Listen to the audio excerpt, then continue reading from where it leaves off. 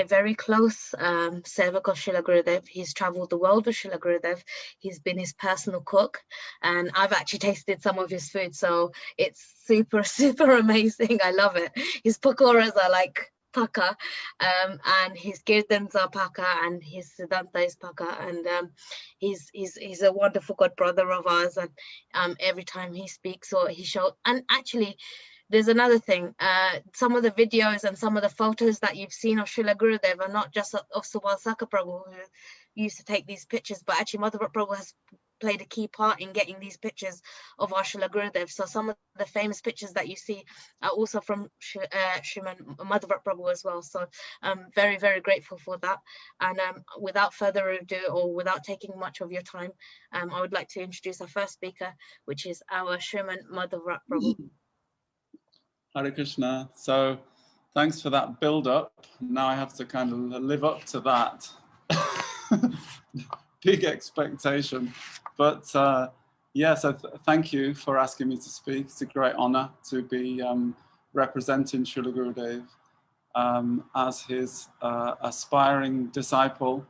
But first of all, I just say my pranams.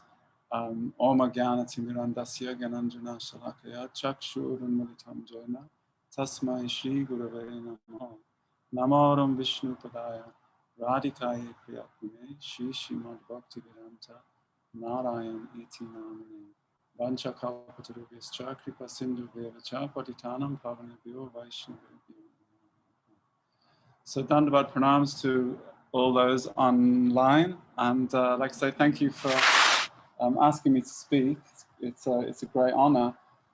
So I thought, because of this time of year, actually, I think I just realized having to think of something to say, because obviously there's so many things to say that almost becomes kind of like an obstacle to knowing what to say. It's almost like you look at all the books in the library, all of the Krishna books we have, and you think, wow, there's so many of them, I don't know which one to read.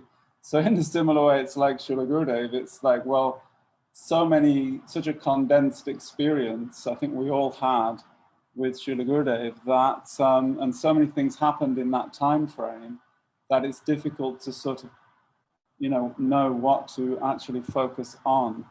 And, but this is also, I believe, we're glorifying Srila Prabhupada and also Srila Vaman Gosvami Maharaj, right? So if possible. So as it's this time of year, I've been remembering how I actually met Srila Gurudev. So I thought that might be, it's like a personal thing. But hopefully, like Srila Gurudev's glories will come across in that, story as well.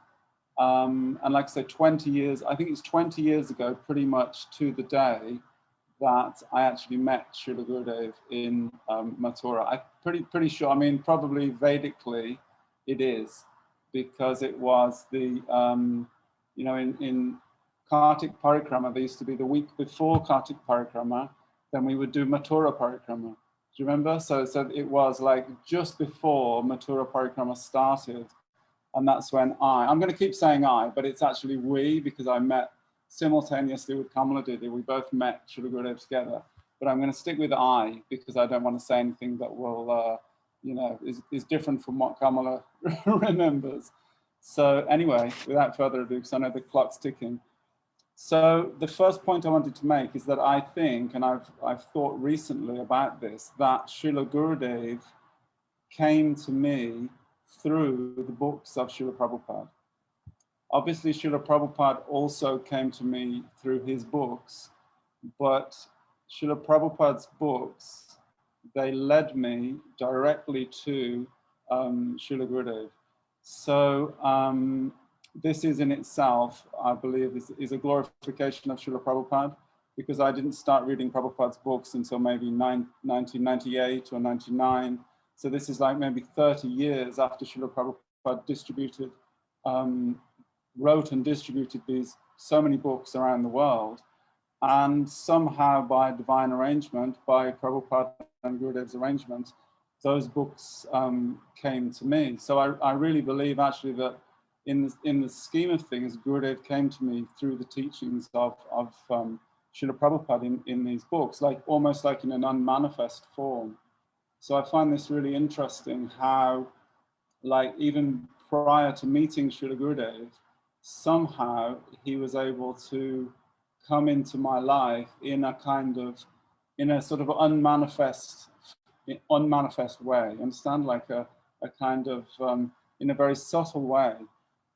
And in this way, like Gurudev said many times, that we don't find Guru ourselves.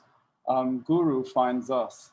So we are here within this samsara, Brahmite kon Bhagavanajiv, Guru Krishna Prashade Pai, Bhakti Lata Bij. That we are wandering within this samsara, many planetary systems, and by great fortune, by Krishna and Guru's mercy, then we receive this Bhakti Lata Bij, this seed of bhakti. So in this way, then Guru, he comes into this, like directly to you and attracts you to him. So I'm just going to tell a little bit about the very mystical and magical way that Srila Gurudev kind of came into my life through Srila Prabhupada's books. So there was a place where I used to live before I met Gurudev in England, very small village. And there was a charity shop there. Some of you may have heard the story before, so bear with me. And every time I went into this charity shop, there'd be like one book of Srila Prabhupada's. So I was buying those kind of books in those days, all kinds of different New Age books about Buddhism, this, and I was reading a lot. And so I bought that first book, took it home, read it, and then when I'd go back to that shop, there'd be another one, like would appear, like magically, like anyone remember Mr. Ben and his magical shop? It was a bit like that.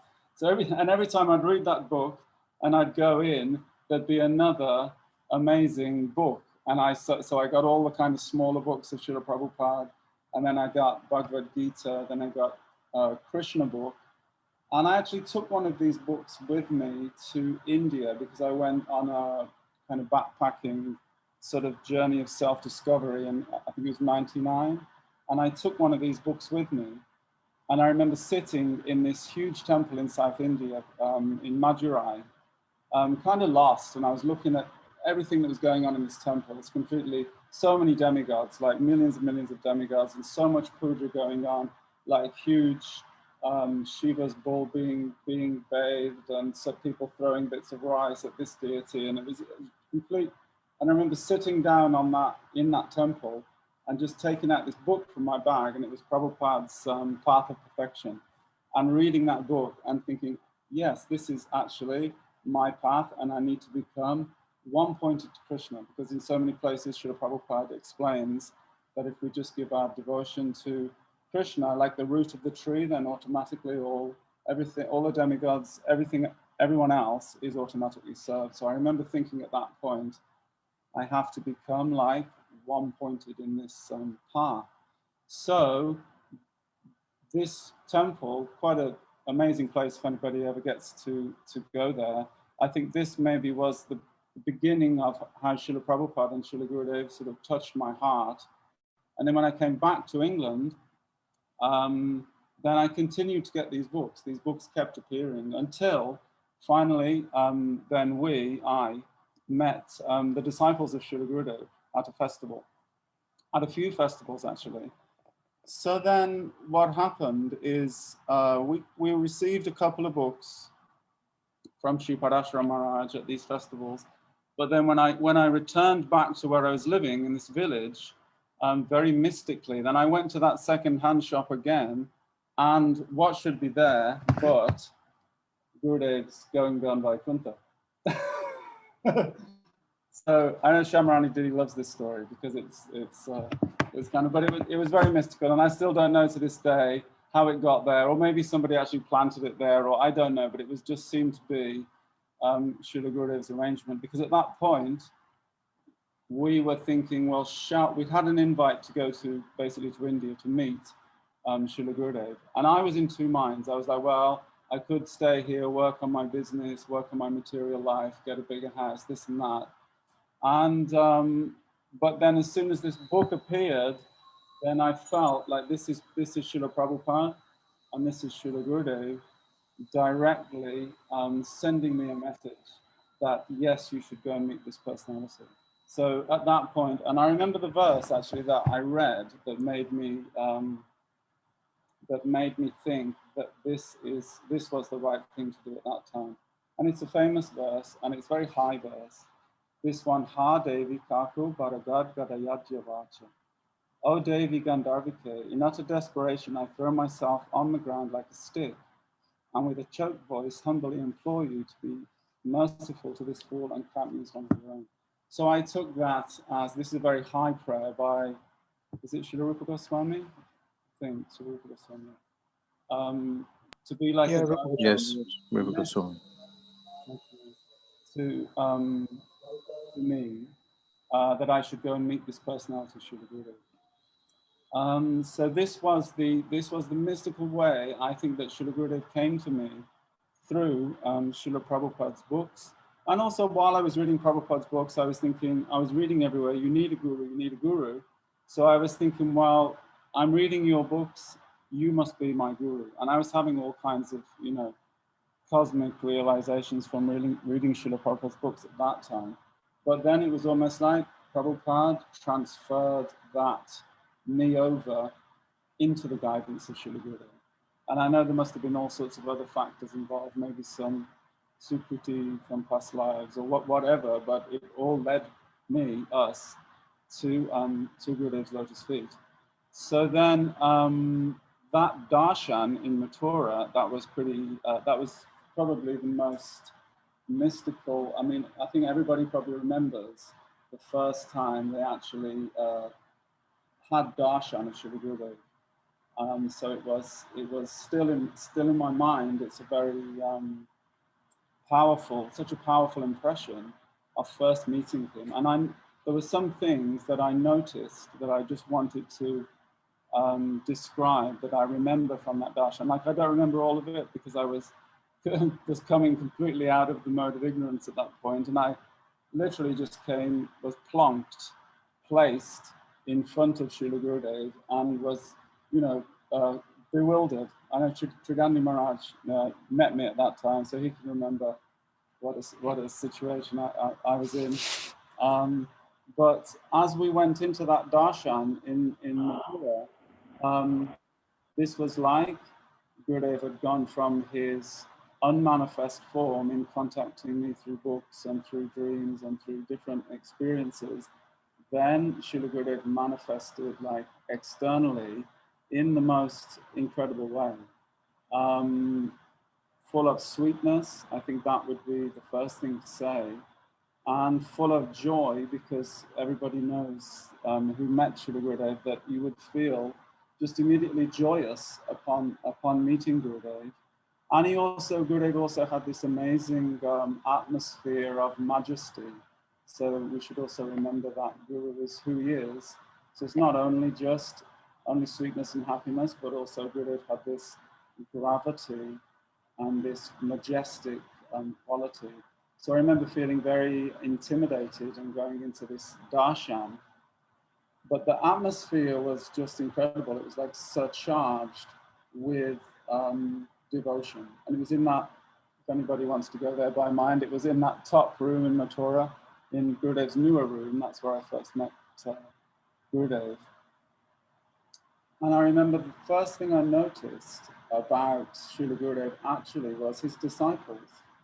Because I remember looking at the eyes of his disciples, and they were all focused on looking at Srila Gurudev. And I remember looking at these eyes and thinking, oh my God, I've never seen, I think, anyone look at anybody else with that kind of love, And it was a lot of Indian disciples, but Mathurawalas, but also Gurudev's Western disciples. And there was just this this verse from Brahma Samhita, this Premanjana, this eyes smeared with the salve of love. And I think I'd already read that verse at the time, and that just came into my mind. Wow, this devotion that these people had for this person is just, I've never seen anything like it. So it really struck me. And then looking at Srila Gurudev in the darshan, like I said, his personal effulgence and amazing presence. And I was kind of like pretty much dumbstruck. I didn't know what to say, what to do. And we got pushed right to the front by some Shamala Didi, I think, or somebody, and right to Gurudev's feet. Like I was there, and also Shamala Didi was there. And yeah, and Gurudev just looked at us, and it was like, you know, you just felt like he was just looking right through you, just like seeing everything, all of your faults, all of your whatever, past lives, future lives, I don't know what, but I've never been looked at in any way like that before, or probably since, you know. And he said to us, why have you come like this? And I was like, I don't know. So I just said, oh, we've come to see you. And Gurudev said, very good, very good. And then there was some other thing that went on between Gurudev and Kamala Didi that she can describe, and I can't really remember that much. But then Srila Gurudev said, you should hear from me. So this was the first order, like Srila Gurudev said, you should hear from me. And so after that, then I left that darshan room feeling completely like overwhelmed and kind of blissed out. And then the most amazing thing was that the sky, because I don't know if if you stand on the front of that temple in Mathura, then the sun, you get the sun going down like right in front of the temple. So I remember standing by, where Nrsingadev is, on the top of that temple, and the sun going down, and the whole sky just went like saffron. It was quite amazing.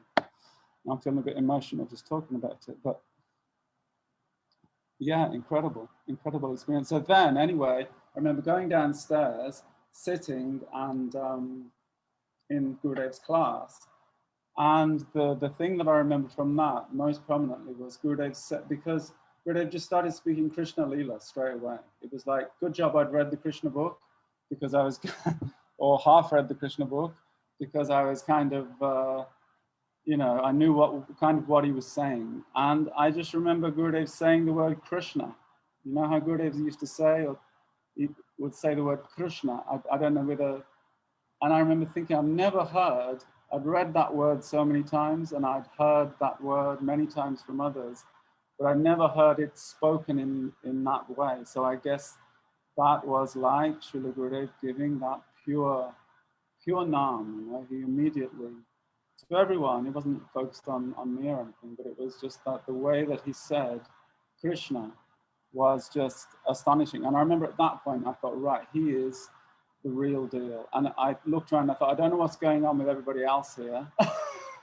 All these other people, I don't know what, but he, and I just remember focusing on him and thinking he is the real deal.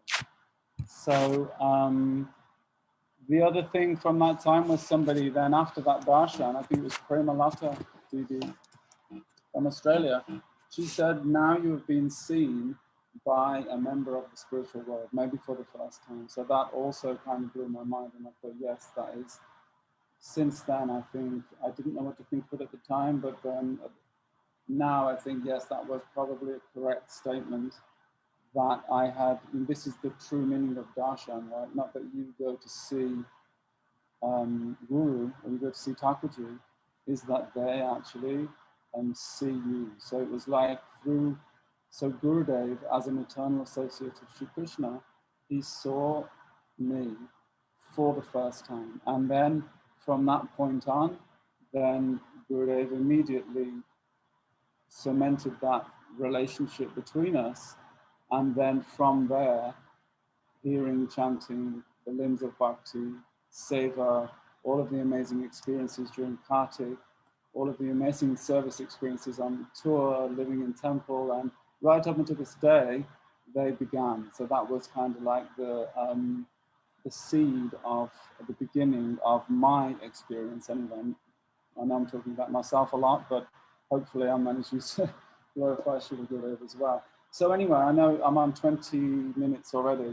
So I think the point is that I want to make from this is that if Guru can enter our life before we've even met him, before we've even heard of him or know him in this mystical way that he did with me, then what to speak of after we have a relationship with Srila Gurudev and we have done so much, had so much experiences with him and done so much service, then it seems now that he is unmanifest. But we have that relationship. So I think my point is that as disciples, that we should be looking for his presence all of the time, every day, within everything we do. So even if we're at work and we're having to do something seemingly mundane, or just going to buy boga or walking or whatever it is, we should be constantly conscious of how is Gurudev with me in this moment. And it may even be a joke. Sometimes it may sound wrong, but sometimes I have a joke in my head with Gurudev, and he's kind of laughing at me. And so I think we shouldn't think that Gurudev is not there with us, or that we even have to be in a temple to experience Guru, or that we have to have like a big murti or anything.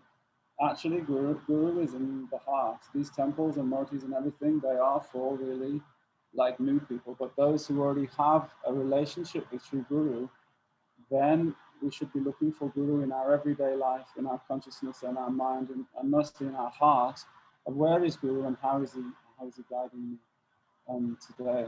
So I wanted also to tell a really nice story about Srila Vaman Maharaj, but I think I've run out of time. And I just want to say, like, thank you to everybody for listening to my story. And I think we're going to get some really nice Guru Tattva from Sridandi Maharaj, I've heard. So one personal story to begin with is okay, I think. So, so thank you very much. Hare Krishna.